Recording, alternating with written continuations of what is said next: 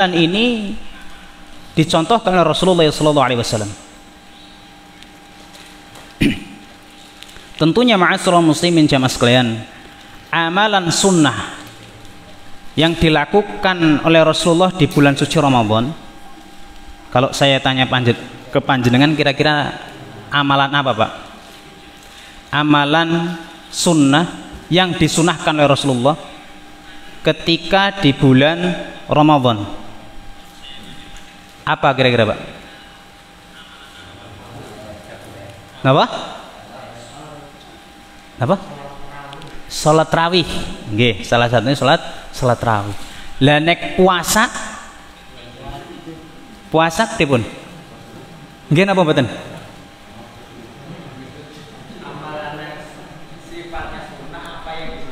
Nah, amalan sunnah tapi hukumnya wajib. Ya. Jadi amalan sunnah di bulan Ramadan yang tentu yang paling utama amalan sunnah ya, Pak, bukan disunahkan. Makanya aku takone amalan sunnah, ya, yaitu puasa Ramadan. Itu amalan sunnah. Namanya amalan sunnah itu berarti sesuatu yang dikerjakan oleh Rasulullah, Pak. Nah, tinggal di situ dihukumi apa oleh Rasulullah. Nggih. Nah, salat rawatib niku amalan sunnah. Amalan sunnah dikerjakan oleh Rasulullah. Tinggal hukumnya apa? Hukumnya wajib ataupun sunnah. Kalau salat rawatib tentunya sunnah. Tuh. Paham ya, Pak? Insyaallah paham. Nah, amalan sunnah di bulan Ramadan tentunya yang paling utama yang dikerjakan oleh Rasulullah SAW yaitu puasa Ramadan. Ya, kita sudah paham bersama, bahkan mungkin kita sudah tahu tentang dalilnya, tentang perintahnya. Ya. Bahkan mungkin kita sudah paham, Pak, bagaimana tata cara puasanya Rasulullah. Ya, insya Allah. Ya. Bahkan kita sudah sering mengulang-ulang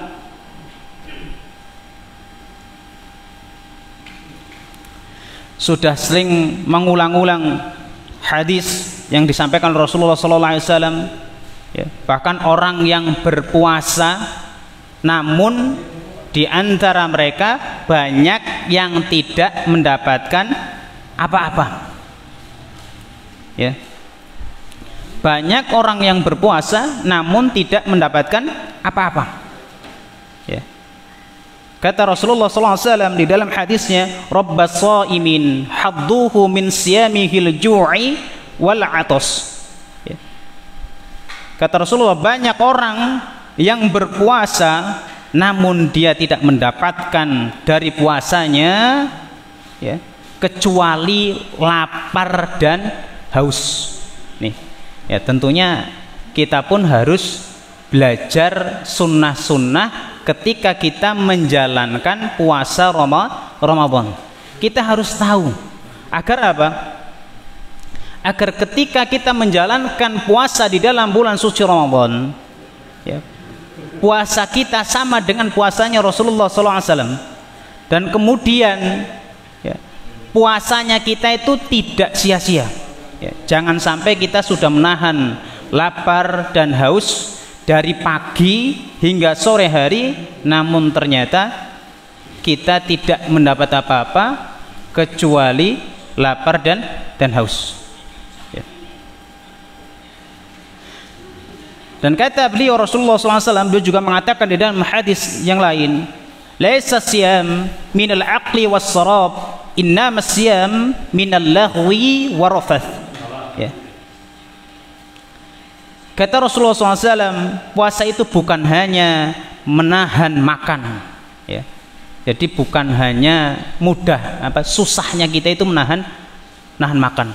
Insya Allah kalau kita menahan makan, Pak, dan minum, insya Allah kuat mboten, Pak? Kuat. Insya Allah mugur sedina, bahkan sedina sewengi beku kuat nek mugur menahan makan dan minum. Insya Allah kuat. Ya.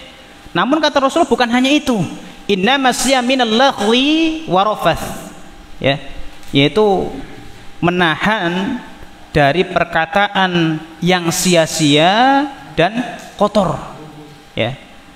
Nih, dari perkataan ataupun perbuatan yang sia-sia dan kotor. Ya. Jadi nek wong wis puasa iki kudune ya aja seneng rasani wong, Pak. Ya. Mbuh ibu-ibu, mbuh bapak-bapak, ya. Mbuh wong lanang, mbuh wong wedon. Jadi nek wis puasa Ramadan, ya, jadi bukan hanya perutnya yang ditahan. Harus apanya? Tentunya harus akhlaknya ya dijaga, lisannya ya dijaga. Jangan sampai kita sudah menahan lapar dan haus, susah payah, ya. Dari pagi sampai sore ternyata apa? Lisan kita tidak bisa dijaga. Ngomongnya kotor, ya. Asih seneng rasane wong, ya. Asih seneng nyepelekna wong, ya. Asih seneng ngenyek-ngenyek wong dan seterusnya. Ya. Tentunya puasanya tidak akan ada apa-apanya ataupun tidak akan mendapatkan pahala di sisi Allah Subhanahu wa taala. Dia hanya mendapatkan lapar dan haus. Ya, ini tentunya naudzubillah tsumma naudzubillah, dan semoga kita jangan sampai, Pak. Jangan sampai puasa, ya, puasa kita itu seperti ini, ya.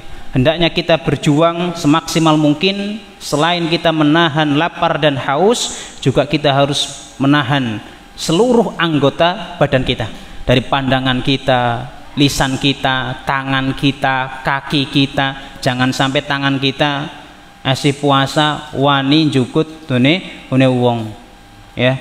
Mentang-mentang puasa eneng jambu nang pinggir dalan, lah ngongko lah tak simpen, ya. Ngongko nggo buka dikumpulna turut siji, ya.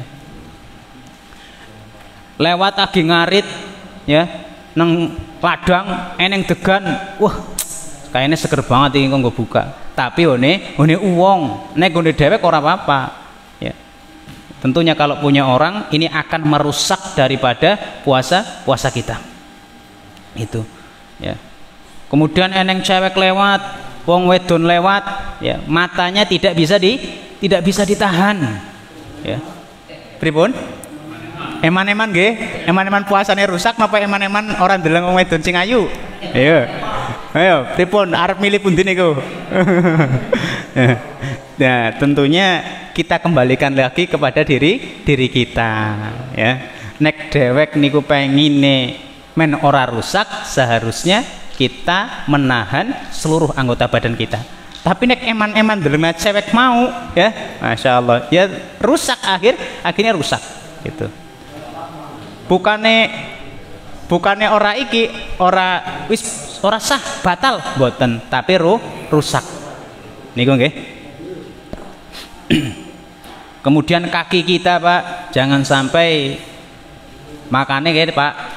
Nek nang bulan Ramadan, ketika berita Ramadan nggih, berita-berita dulu, Allahu'alam bishawab, kalau sekarang ya saya enggak mengeluhkan, ya. Saya tidak tidak bagus, bukan. Cuman ini tuh kegiatan yang bagus di bulan Ramadan. Dulu ketika masih ada FPI, Pak. FPI nggih, sebelum dibubarkan oleh pemerintah. FPI itu kalau bulan Ramadan itu pasti, Pak.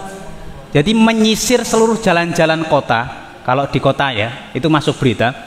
Menyisir jalan-jalan kota itu biasanya seperti klub malam, terus sing dagang napa minuman, ataupun sing cara nganune misbar sing ya nganu nongkrong gelap lah. Nah, itu biasanya ditutup, ya. Oleh mereka itu berani untuk menutupnya. Ya, kalau sekarang Allah alam bisawab, gitu ya.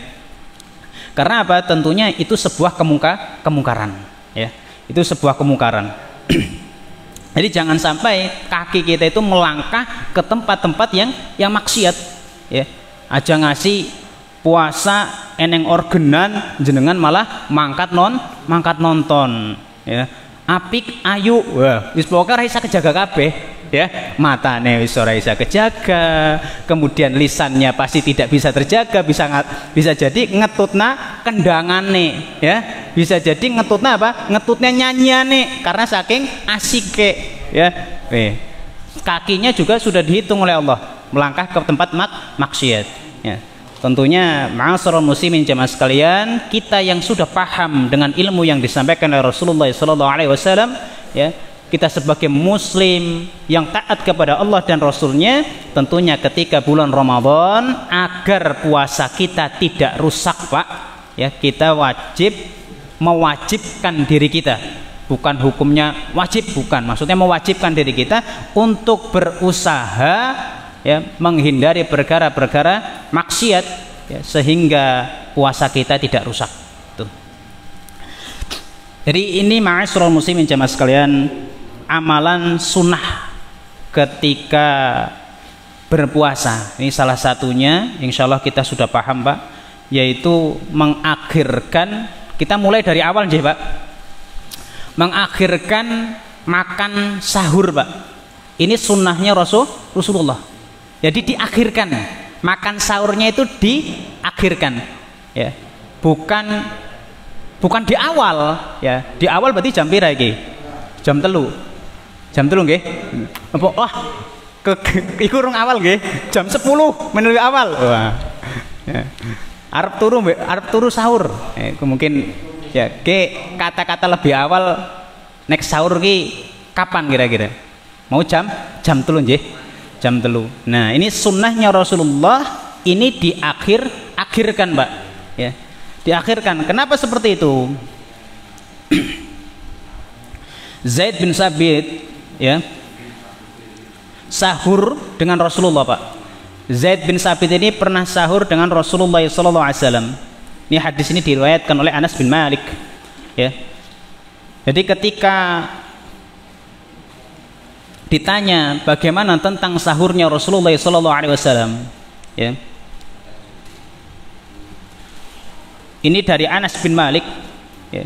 Jadi Rasulullah itu mengatakan, falamma faragha min sahuri fihima qama Nabi sallallahu alaihi wasallam illa sholati fa shalla. Ya. Jadi kata beliau, ketika keduanya selesai makan, ya,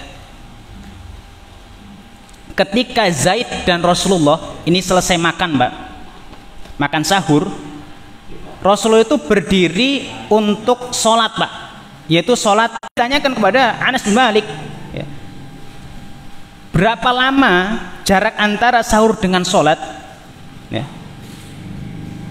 Rasulullah mengatakan, ma yaqra'ur rajul khamsina ayah, ya, yaitu sekitar seseorang membaca 50 ayat, Pak. Nek 50 ayat kira-kira suwene pirang menit, Pak?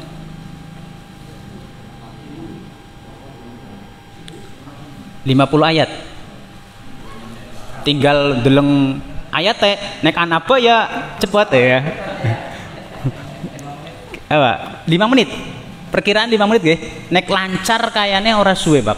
Perkiraan 5 menit atau 15 menit lah wis dijukut 15 menit. Paling gampange wong aku bacane angel ngene terbata-bata misalkan, ya. Ya. Blekak-blekuk mungkin perkiraan 15 menit, Pak. Jadi antara sahur dan sholat subuh iku jaraknya perkiraan 15 menit lah, ya. Karena apa? Di sini hanya membaca 50 ayat, ya. Seseorang membaca 50 ayat. Kalau kita mencontohkan para sahabat yang mana mereka mungkin sudah hafal dengan Al-Qur'an, sudah lancar membaca Al-Qur'an, mungkin cepat, Pak. Ya. Bisa diambil mungkin 10 sampai 15 menit, ya. Nah, inilah tanda bahwasanya sahur itu untuk diakhirkan, ya. Kan kadang eneng, mungkin di tempat kita lah, pada umumnya di Indonesia, apa jenenge kayak muni imsak, nggih, sing tiu dan seterusnya lah, ya. Kadang jam pinten niku? Kadang eneng jam 3:04, eneng jam 4, ya.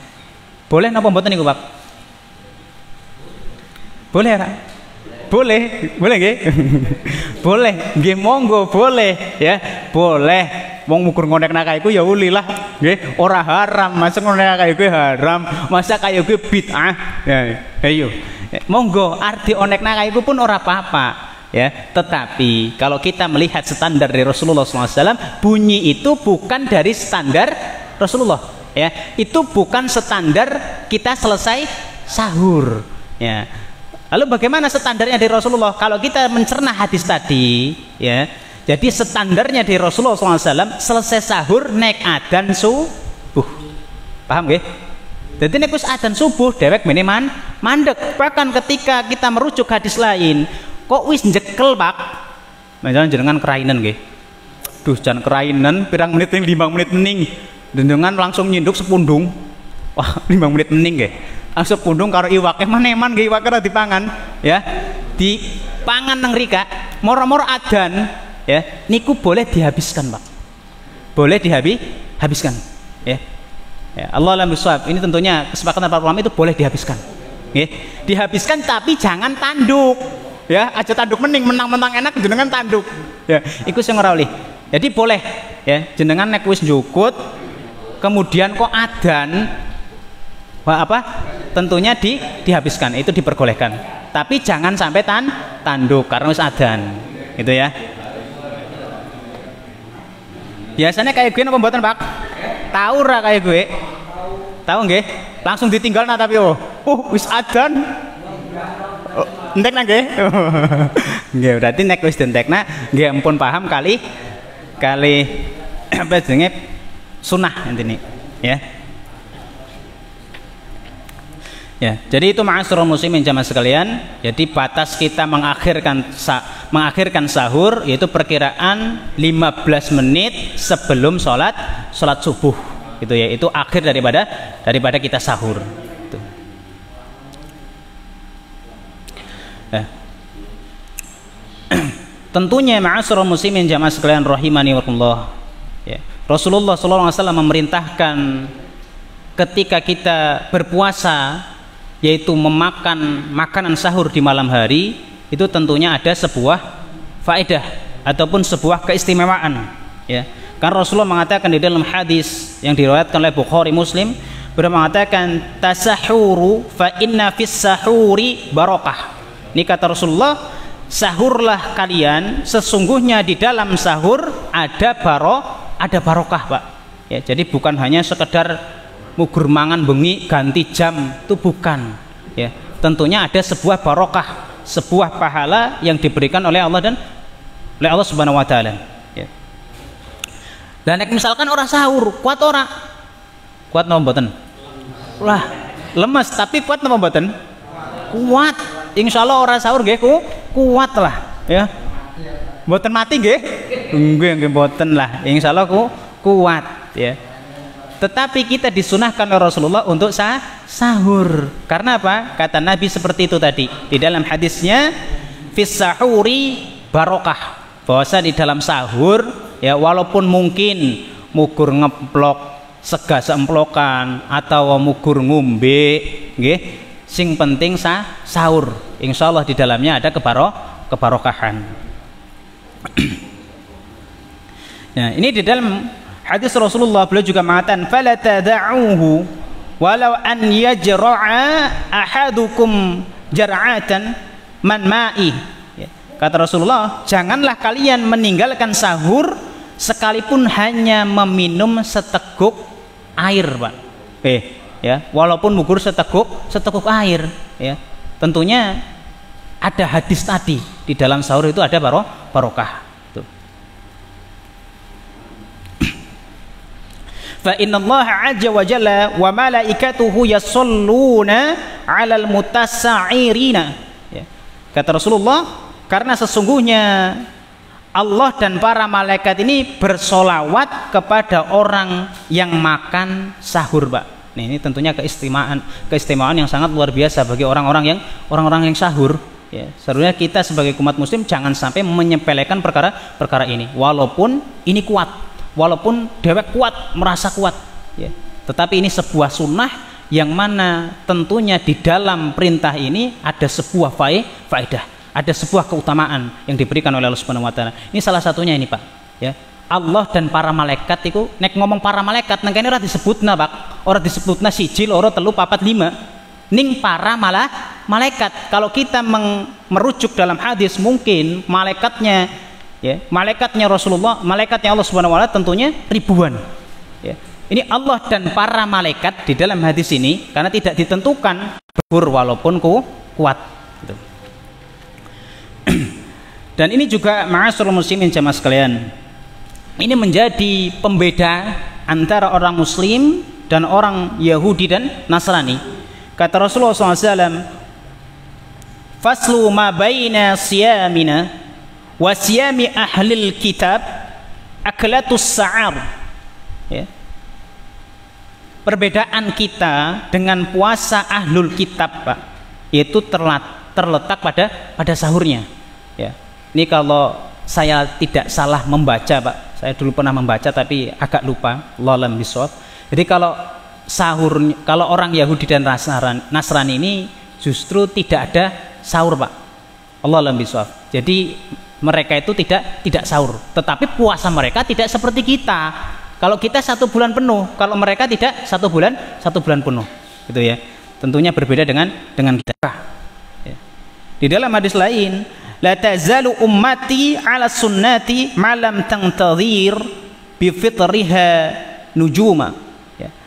Kata beliau, umatku akan senantiasa berada di atas sunnahku, di atas ajaranku, selama tidak menunggu munculnya bintang untuk berbuka puasa. Nah, ini menyelisih daripada orang Yahudi dan Nasrani. Karena kalau bukanya orang Yahudi dan Nasrani ini nunggu, misalkan wis bengi kayak gelincir maghrib, biasanya bintang kan pada dongol, nggih. Nah, bintang wis keton. Nah, iku mbene orang Yahudi dan Nasrani itu baru berbuka. Nah, kalau kita itu disegerakan. Perintahnya itu disegerakan. Dan ini untuk menyelisih daripada apa? Orang Yahudi dan orang Nasrani. Jangan sampai kita meniru, ya, yang mana bukan perkara yang tidak pernah diajarkan oleh Rasulullah. Jadi kita menyegerakan. Misalkan wis krungu adzan, segera. Ya, buka itu bukan berarti langsung madang, Pak. Jadi jangan sampai salah. Buka itu kan hanya untuk menggugurkan puasa. Jadi boleh panjenengan mungkin seteguk air, ya, ataupun ya mangan apa disit lah, ya. Sepenting wis membatalkan puasa. Dipun sepiring kolak nggih mboten napa-napa lah. Sementing disegrakna lah intine. Arep sepiring kolak arep madang ya ora apa-apa, sementing disegerakan. Terus aja ngasih kelalen. Wis njukut sepiring kolak eneng adzan jenengan ora mang masjid. Lah wong kolak karo ngentek. Nah, iki sing salah, aja ngasih nggih. Ya. Wis disegerakan makan enggak apa-apa, tapi jangan sampai lupa tidak sholat untuk berjamaah.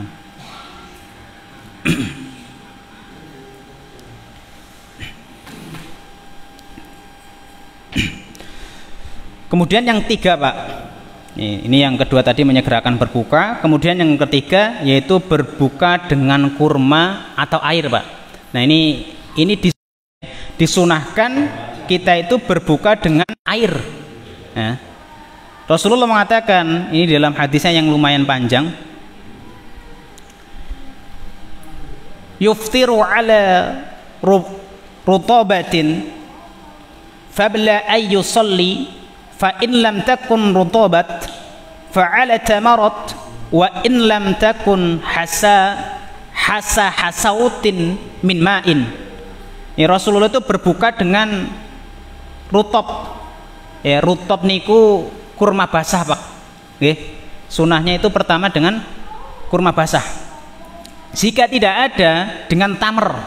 Tamer niku kurma kering, ya. Jika tidak ada dengan seteguk air putih. Nah, ini yang disunahkan oleh Rasulullah. Jadi kalau di masjid ataupun di rumah, ya, panjenengan mau berbuka, panjenengan pengen dapat keutamaan sunnahnya Rasulullah SAW, ya ini yang diutamakan.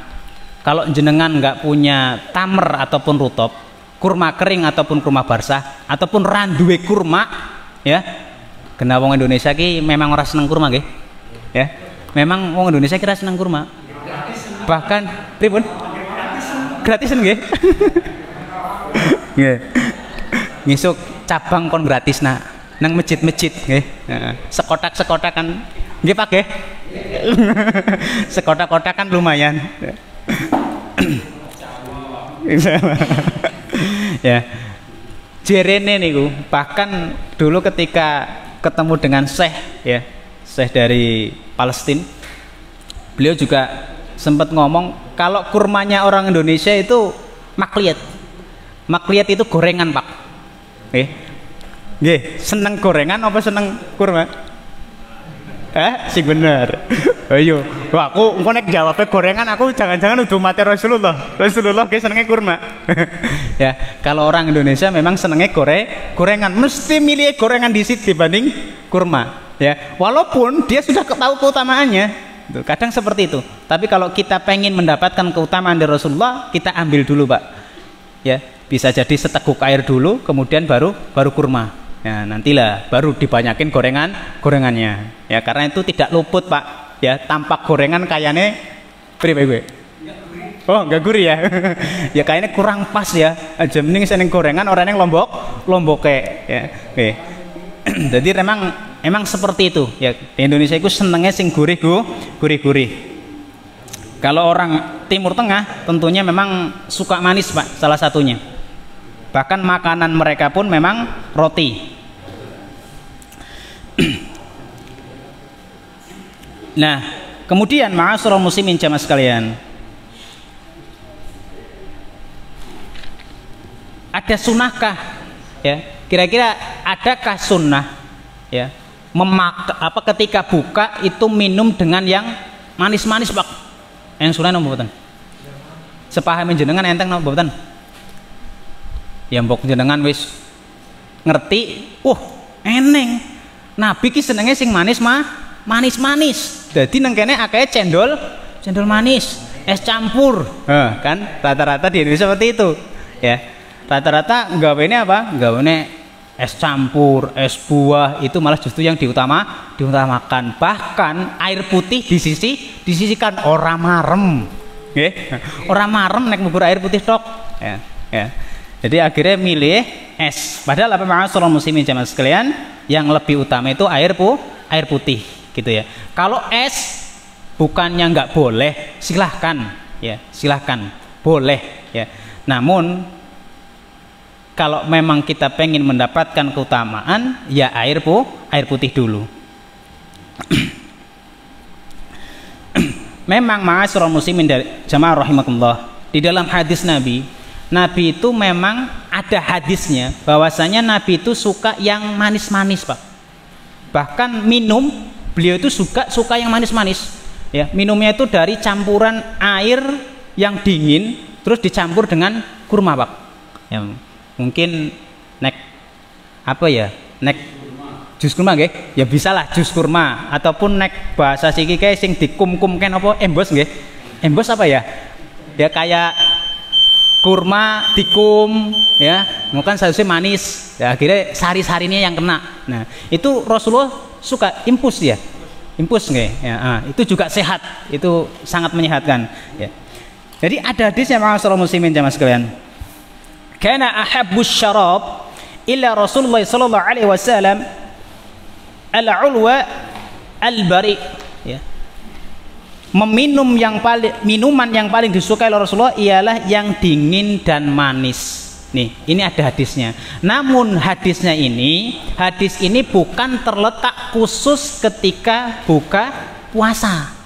Tapi hadis ini terletak untuk umum, ya. Jadi memang Rasulullah suka yang manis-manis, ya, bahkan suka sing dingin-dingin. Ya pada nek dewek ya es lah, es sing manis.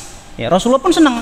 Tapi hadis ini bukan diwajibkan ketika berbuka puasa. Hadis ini umum. Ya Arab awan ketika tidak berbuka, tidak puasa gitu maksudnya, itu disunahkan. Memang Rasulullah senang sing seperti itu.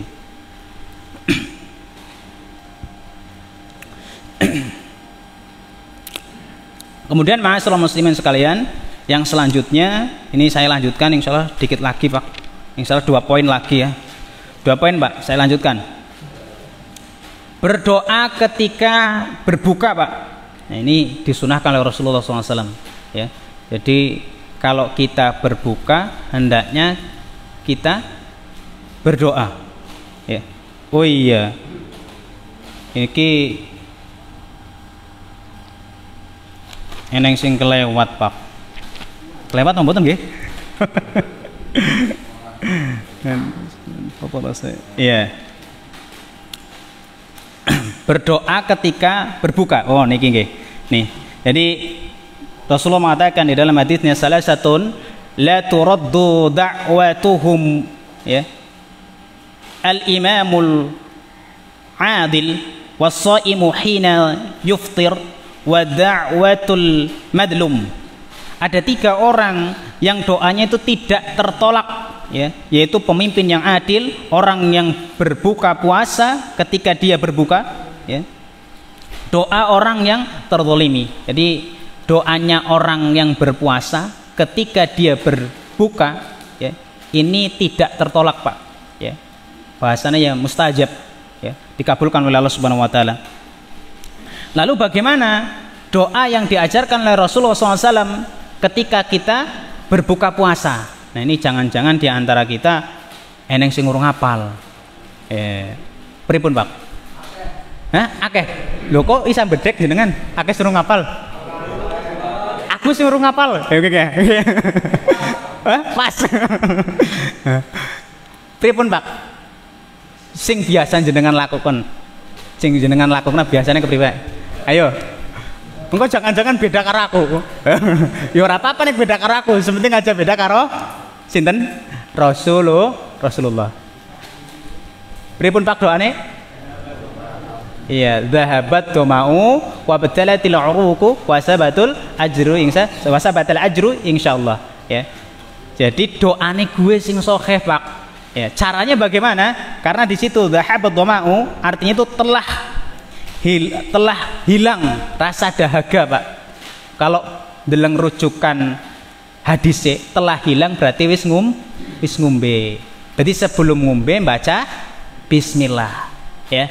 Jadi nek arep ngombe baca bismillah, setelah bismillah karena hilang dahaga maka baru baca doa iki dhahabat dhama'u wa batalatil uruqu wa thabatal ajru insyaallah. Wis hafal Pak? Sing nom-nom wis hafal? Urung?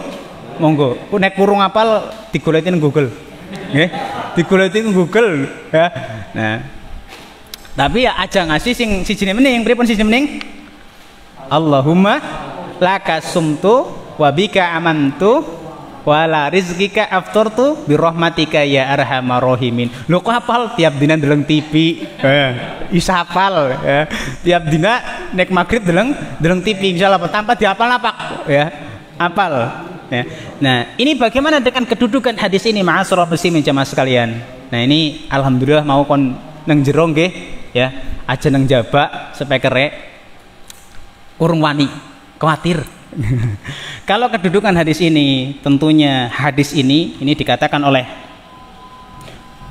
ulama ini hadis yang dhaif ya, hadis yang lemah Pak ya.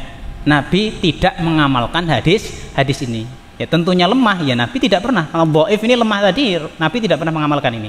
Yang diamalkan oleh Nabi tadi dhahabat dhama'u wa batalatil uruqu dan seterusnya. Monggo panjenengan nek sing urung apal monggo digoleti men apal ya. Bukan berarti terus kemudian menyalahkan Pak. Menyalahkan berarti ya kayak gue ngomong wong sing nganggo Allahumma lakasumtu ora sesuai karo Nabi. Nggih mboten. Nggih. Ya saya tidak mengatakan itu. Justru Nabi sendiri yang mengatakan. Ya.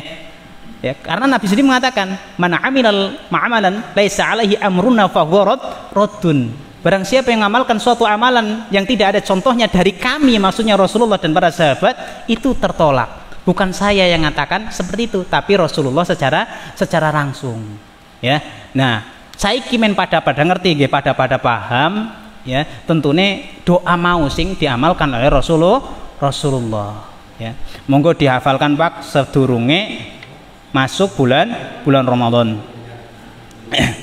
Mungkin saya cukupkan nggih Pak ya, dari 4 ini sunnah yang mana disunahkan oleh Rasulullah SAW, ibadah yang disunahkan Rasulullah SAW ketika di bulan Ramadan.